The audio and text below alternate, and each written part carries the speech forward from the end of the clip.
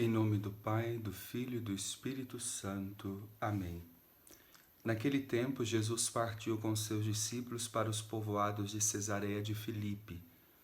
No caminho perguntou aos discípulos: Quem dizem os homens que eu sou? Eles responderam: Alguns dizem que tu és João Batista, outros que és Elias, outros ainda que é um dos profetas. Então ele perguntou: E vós, quem dizeis que eu sou? Pedro respondeu: Tu és o Messias. Jesus proibiu-lhe severamente de falar a alguém a seu respeito. Em seguida começou a ensiná-los, dizendo que o Filho do Homem devia sofrer muito, ser rejeitado pelos anciãos, pelos sumos sacerdotes e doutores da lei. Devia ser morto e ressuscitar depois de 3 dias. Ele dizia isso abertamente. Então Pedro tomou Jesus à parte e começou a repreendê-lo. Jesus voltou-se, olhou para os discípulos e repreendeu a Pedro, dizendo: Vai para longe de mim, Satanás. Tu não pensas como Deus, e sim como os homens. Meus irmãos e minhas irmãs, o evangelho de hoje é de São Marcos, capítulo 8, versículos de 27 a 33. Precisamos já de início, diante deste evangelho, percebermos uma verdade sobre o cristianismo. O cristianismo não é uma religião de doutrina, de uma moral, de um conceito, de um ensinamento que você tem que inteligir. Não é isso.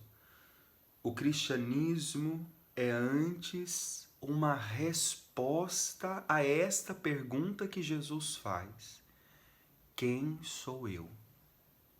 Veja, e esse quem sou eu de Jesus não é com base no que se estudou, não é com base no que disseram, por isso é pessoal. E você? Quem sou eu para você? O cristianismo é esta experiência pessoal com Jesus, que se dá onde? No âmbito da fé. Mas não qualquer fé. Nós ouvimos no evangelho de ontem aquele relato da cura daquele cego, que foi um processo gradual. O que vê? Eu vejo homens como árvores andando. E agora? Agora eu estou vendo bem. A fé é isso. Veja, hoje Pedro proclama a fé. Tu és o Messias, o Deus vivo que devia ver este mundo. É fé, eu estou vendo. Mas Pedro ainda não está vendo bem. Tanto que quando Jesus começa a falar da consequência da fé, a fé nos leva ao sacrifício. Pedro diz: não, isso não vai acontecer com você. Longe, Senhor, isso nós não vamos deixar o Senhor sofrer, o Senhor morrer, o Senhor fazer oferta, sacrifício. Não, nós não vamos deixar. Veja, Pedro tem fé, mas não é uma fé madura ainda. Pedro vê, mas não vê bem. E isso somos nós, eu, você. Quantas vezes nós cremos, mas não cremos como somos chamados a crer. Uma fé viva, madura, alicerçada. Por isso Jesus diz para Pedro: vai para trás, Satanás. Sai da minha frente, Pedro. Pedro, você não pode estar à frente. À frente sou eu. Você vai conduzir aqueles que vêm depois. Para você poder viver o que você tem que viver, Pedro. Veja, Pedro vê, mas não vê bem.